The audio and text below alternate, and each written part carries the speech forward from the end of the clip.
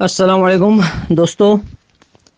आज की इस नशस्त में जो अशार जनाब शहनवाज सर ने हमें भेजे हैं वो उनकी तशरीह के हवाले से मैं गुफ्तगू शुरू कर रहा हूँ। पहला शेर, कहा मैंने कितना है गुल का सबात, कली ने ये सुनकर तबस्सुम किया। बड़ा उम्दा शेर, बहुत ही खूबसूरत शेर। यूँ कहना चाहिए कि शायरी की जितनी भी महासिन हैं उन तमाम पर पूरा उतरता हुआ शेर, और मजमून भी बड़ा खूबसूरत है।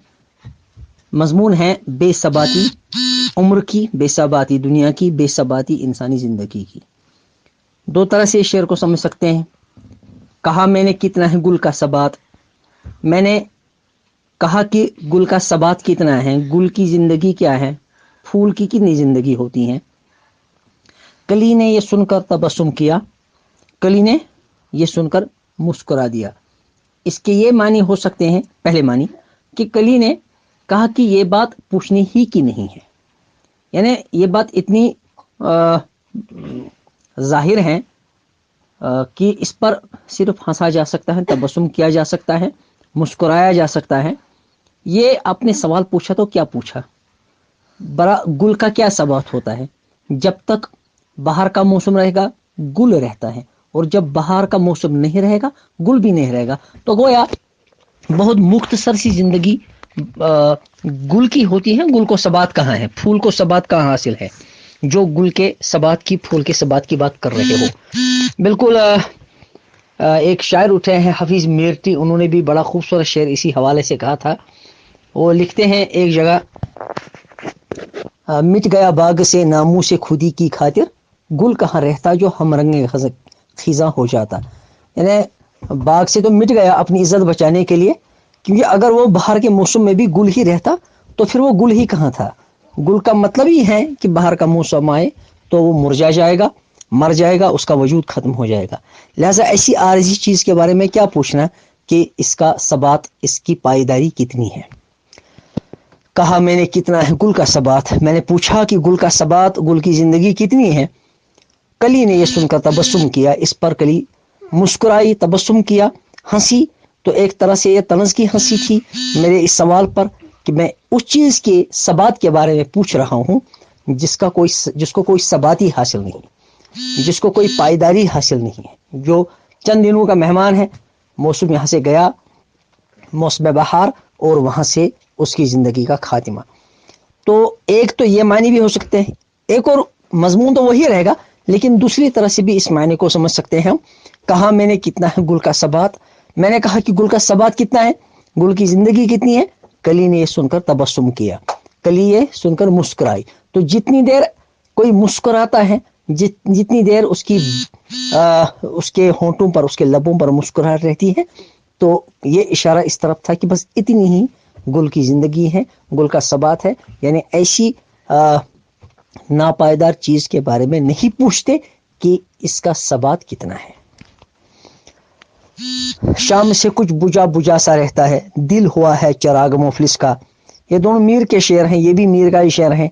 शाम से कुछ बुझा बुझा सा रहता है, जैसे गरीब का चिराग जो है वो शाम से ही बुझा बुझा सा रहता है, क्योंकि अव्वल तो उसमें तेल होता ही नहीं जो रात भर जले, और अगर हो भी गरीब के घर में कितना तेल होगा, वो इतना कम तेल होगा कि जो ही हमने चिराग जलाया बस चंद लम्हों में ही वो बुझना शुरू हो जाता है। अभी रात भी आने नहीं पाती, अभी शाम भी डलने नहीं पाती कि चिराग बुझने को शुरू हो जाता है। तो यही बात कही, शाम से कुछ बुझा बुझा सा रहता है, बस शाम होने लगती है और चिराग भी बुझने को यानी शुरू हो जाता है, बुझना शुरू हो जाता है, क्योंकि इसमें तेल ही नहीं होता उतना। दिल हुआ है चिराग मुफलिस का, मेरा दिल तो बिल्कुल मुफलिस का चिराग हुआ है। यानी मेरा दिल जो है बिल्कुल इसी चिराग की तरह, गरीब की चिराग की तरह, जो ही शाम आई तो मेरा दिल भी बुझ गया। मेरे दिल की जो रौनक है वो ख़त्म हो जाती है, मेरे दिल का जो सुकून है वो ख़त्म हो जाता है। मेरे दिल के अंदर खलिश, मेरे दिल के अंदर टीस और दर्द की कैफियत पैदा हो जाती है, बिल्कुल गरीब के चिराग की तरह। गरीब का चिराग यूं ही हमने जलाया, बस थोड़े वक्त के बाद چند لمحوں کے اندر اندر ہی وہ بجھنا شروع ہو جاتا ہے. تو یہی میرے دل کی حالت ہے. جو ہی شام آئی تو میرا دل بھی بجھنا شروع ہو جاتا ہے. گویا میرا دل بھی کسی غریب کی چراغ کی طرح ہے جس کی خوشیاں بالکل چند لمحوں کے اندر ختم ہو جاتی ہیں. یہ نہ تھی ہماری قسمت کی وصال یار ہوتا، اگر اور جیتے رہتے یہی انتظار ہوتا. زیادہ مشکل شعر نہیں ہے. ہماری قسمت میں محبوب کا وصال نہیں لکھا تھا، اگر ہم اور زندہ رہتے تو یہی انتظار کرنا پڑتا. لہذا ہم زندہ رہے ہی نہیں، اس دنیا سے ہی چل گئے، چل بسے، چل دیے. اگر زندہ رہتے تب بھی انتظاری ہوتا، کیونکہ قسمت میں جب محبوب سے ملنا تھا ہی نہیں تو اب کیا فرق ہے پہلے مر گئے یا بعد میں مر گئے. پہلے مر گئے تو ٹھیک ہی ہوا، اگر بعد میں بھی مر جاتے تو جتنی دیر زندہ رہتے اتنی دیر انتظار ہی کرنا پڑتا، کیونکہ قسمت میں وصال یار لکھا ہی نہیں تھا. لہذا اب انتظار سے تو بلا یہی تھا کہ پہلے ہی سے اپنی جان دے دے. ہوئے مر کے ہم جو رسوا ہوئے کیوں نہ گر کے دریا، نہ کبھی جنازہ اٹھتا نہ کہیں مزار ہوتا. اس میں اس طرف اشارہ ہے کہ جب عاشق مرتا ہے پھر اس کو دفن کرتے ہیں کسی جگہ، اس کا وہاں اس کی قبر بنتی ہے وہاں. پھر جو بھی لوگ وہاں سے گزرتے ہیں وہ اس کے بارے میں کہتے ہیں یہ عاشق تھا، یہ عاشق تھا، یہ فلان کا عاشق تھا، یہ فلان عاشق کی قبر ہے، فلان عاشق یہاں سویا ہوا ہے، یہ فلان عاشق کا مرقد ہے، فلان شخص کی قبر ہے جو فلان پر عاشق ہو گیا تھا. تو جو بھی گزرتا ہے وہاں سے اس کے عاشق ہونے کی بات کرتا ہے. اس طرح رسوائی ہو جاتی ہے مرنے کے بعد. تو لوگ جو ہے یہ لوگوں کے اندر رسوا ہو جاتا ہے کہ یہ شخص عاشق تھا، فلان کا عاشق تھا. اسی بات کو غالب کہتے ہیں کہ میرا جنازہ اٹھائی کیوں، میری قبر بنی ہی کیوں، میں گر کے دریا کیوں نہ ہوا کہ نہ میری لاش ملتی، نہ کہیں جنازہ اٹھتا، نہ کہیں قبر ہوتی، اور نہ لوگ آ آ کر میری قبر کی طرف اشارہ کر کر کے کہتے کہ یہ عاشق کی قبر ہے. اس طرح میری بدنامی بھی نہ ہوتی. ہوئے مر کے ہم جو رسوا ہوئے کیوں نہ گر کے دریا، نہ کبھی جنازہ اٹھتا نہ کہیں مزار ہوتا.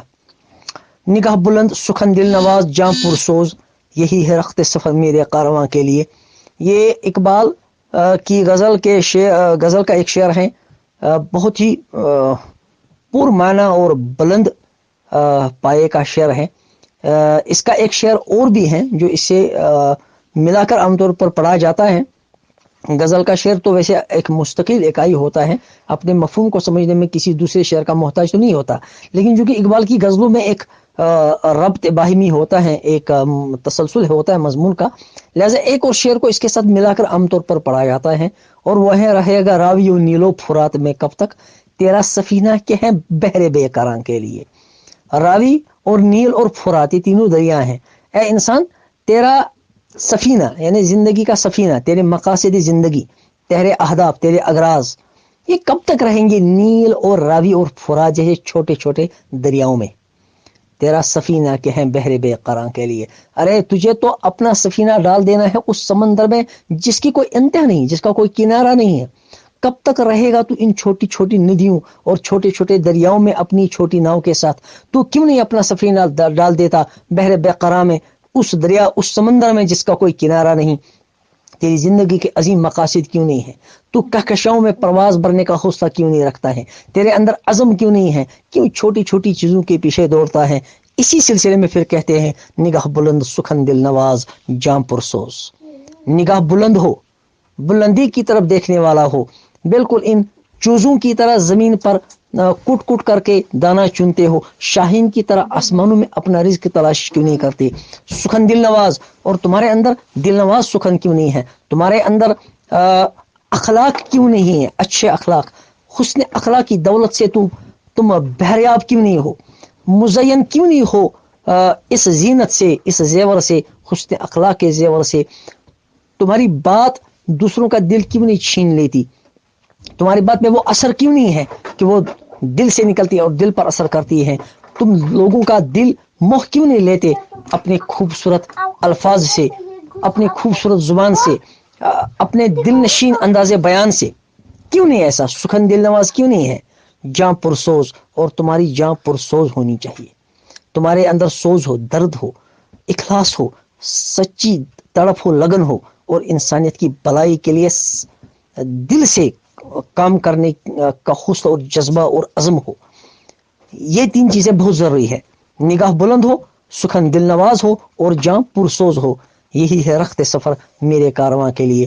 اور جو امیر کارواں ہیں، جو لیڈر ہیں، جو مقتدا ہیں، جس کے پیچھے لوگ چلتے ہیں، brain trust of the society, اس میں یہ تین چیزیں ہونا ضروری ہے. پہلے شعر میں تو یہی کہا کہ کب تک ان چھوٹے چھوٹے دریاؤں میں تیری یہ کشتی رہے گی، اپنا سفینہ کیوں نہیں ڈالتے تھے ایسے سمندر میں جس کا کوئی کنارہ نہیں ہے، ڈال دے. اور پھر کہا کہ نگاہ بلند کر اپنی، اور سخن دل نواز پیدا کر اور جاں پرسوز ہو تیرے اندر. یہی ہے رخت سفر میرے کاروان. کاروان کا جو لیڈر ہوگا، آگے آگے چلنے والا ہوگا، رہنما جو ہوگا، مقتدا جو ہوگا، اس کے اندر یہی ہے رخت سفر، اور کچھ نہیں ہے. یہ چیز اس کے اندر، یہ تینوں چیزیں اس کے اندر ہونا لازمی ہے. اسی سلسلے میں اقبال ہی کا ایک اور شعر آیا، تو شاہی ہے پرواز ہے کام تیرا، تو شاہی ہے تیرا کام اڑنا ہے، تیرے سامنے آسماں اور بھی ہے. کیا اس زمین کے ساتھ چمٹے ہوئے ہو، لپٹے ہوئے ہو؟ یہ زمین تو ذرہ کے بقدر بھی نہیں ہے کائنات کے مقابلے میں. تیری پرواز بلند کیوں نہیں ہے؟ تو آگے کیوں نہیں بڑھتا؟ تو بڑے بڑے مقاصد کو زندگی ذہن میں کیوں رکھتا؟ تو بڑے بڑے مقاصد کو زندگی میں جگہ کیوں نہیں دیتا؟ یہ کیا ایک چھوٹے سے آسمان میں پرواز برتے ہو؟ ارے تو شاہی ہے، اڑنا تیرا کام ہے، تیری کوئی منزل نہیں ہے. تو منزل کے پیچھے نہ دوڑ، تیرا کام اڑنا ہے، اڑتا چلا جا. تیرے آگے آسمانوں کی ایک لامتنا ہی دنیا ہے جو کبھی ختم نہیں ہوتی. تو اڑتا جا، آگے بڑھتا جا. تو جتنا اونچا اڑتا جائے گا اتنی ہی زیادہ تیری پرواز بھی بڑھتی جائے گی، اور اتنی ہی زیادہ دنیایں تیرے سامنے آتی جائیں گی، اتنا ہی زیادہ تو بلند ہوتا جائے گا. اس کے بعد دو شعر جو ہیں یہ فیض کے ہیں. تم آئے ہو نہ شب انتظار گزری ہے. تم آئے ہو، اصل میں یہ ہے کہ نہ تم آئے ہو نہ شب انتظار گزری ہے. میرے محبوب، نہ تم آئے اور نہ یہ انتظار کی رات گزری. تم آتے تو تمہارے ساتھ باتیں کرتا، تمہاری صحبت میں، ہاں، تمہاری پیار بری رفاقت میں یہ رات گزر جاتی. تم نہیں آئی. نہ تم آئے اور نہ یہ انتظار، طول طویل رات انتظار کی یہ بھی نہیں گزری. تم آئے ہو نہ شب انتظار گزری ہے. تلاش میں ہے سحر بار بار گزری ہے. سحر تلاش میں ہے بار بار گزری ہے. ٹھیک، تلاش میں ہے سحر بار بار گزری ہے. سحر ڈھونڈ رہی ہے، بار بار گزری ہے، مگر ملتے نہیں ہو. اگر تم ملتے، اگر تم آتے، شب انتظار گزر جاتی. سحر بے قرار ہے آنے کے لیے، گزرتی ہے بار بار، لیکن سحر کیوں نہیں آتی؟ پھر یہ شب انتظار ختم کیوں نہیں ہوتی؟ اس لیے کیونکہ تم نہیں آئے ہو. تم آ جاتے، شب انتظار گزر جاتی، سحر آتی. ورنہ سحر تو میرے در سے بار بار گزری ہے، مگر میری زندگی میں نہیں آ سکی سحر. میری زندگی میں یہ شب انتظار ختم نہ ہو سکی کیونکہ تم ہی نہ آئے. تمہارے آنے کی دیر تھی. اگر تم آتے، شب انتظار گزرتی. تلاش میں ہے سحر بار بار گزری، وہ تلاش کر رہی ہے تمہیں. تم آ جاتے تو سحر آ جاتی. تم نہ آئے، سحر نہیں آئی، اور نہ شب انتظار گزری. چمن پہ غارت، چمن میں غارت گلچی سے جانے کیا گزری. قفس سے آج صبا بے قرار گزری ہے. اسی غزل کا شعر ہے. گلچی کہتے ہیں پھول توڑنے والے کو، اور غارت گلچی کا مطلب ہے پھول توڑنے والے کا حملہ. یعنی پھول توڑنے والے جو پھولوں کو مسل دیتے ہیں، کلیوں کو مسل دیتے ہیں، باغ کو تہس نہس کر دیتے ہیں، آشیانوں کو جلا دیتے ہیں، اور پورے چمن کو، پورے گلستان کو ختم کر دیتے ہیں اپنے ظلم سے. تو چمن پہ غارت گلچین سے جانے کیا گزری. پتہ نہیں کیا گزری ہیں گلستان پر، کیا گزری ہیں چمنستان پر، کیا گزری ہیں باغ پر، وہاں کے پھولوں پر، وہاں کے کلیوں پر کس کس طرح سے روندا گیا ہے. کلیوں کو اور پھولوں کو کس طرح سے پھولوں کو توڑا گیا ہے. کن کن بلبلوں اور گلوں کا جو آشیانہ ہے اس کو راہ کر دیا گیا ہے. کیا قہر برسا ہے باغ پر، کیا ظلم و ستم کی مشق جاری ہے باغ پر. ہمیں نہیں پتا، ہم تو جیل میں پڑے ہیں. البتہ اتنا جانتے ہیں کہ آج قفس سے صبا جو گزری تو بہت بے قرار تھی. یعنی باقی دنوں میں بھی صبا گزرتی. صبا صبح کی ہوا کو کہتے ہیں جو مشرق سے مغرب کی طرف جاتی ہے. یہ روز گزرتی تھی، آج بھی گزری، مگر آج یہ صبا بہت بے قرار تھی.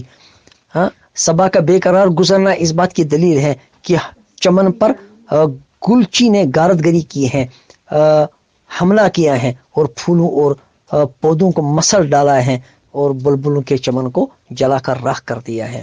اور یہ بات بتائے چلو کہ فیض احمد فیض جو ہے وہ اگرچہ اردو شعریات کے اندر ہی شعر کہتے ہیں اور وہی محبوب، محب اور گل اور پھول اور بلبل اور چمن انہی اصطلاحوں میں بات کرتے ہیں، لیکن اس سے ان کی غرض جو ہوتی ہے، ان کے جو معنی ہوتے ہیں وہ الگ سے، وہ عام معنی میں نہیں ہوتے، الفاظ وہی ہوتے ہیں مگر وہ معنی اس کے نکالنے درست نہیں ہے، کیونکہ وہ ایک انقلابی شاعر تھے، انقلاب میں یقین رکھتے تھے، تو وہی انقلابی مفہوم جو ہے ان الفاظ سے وہ مراد لیتے تھے۔ اس بات کو ذہن میں رکھیں۔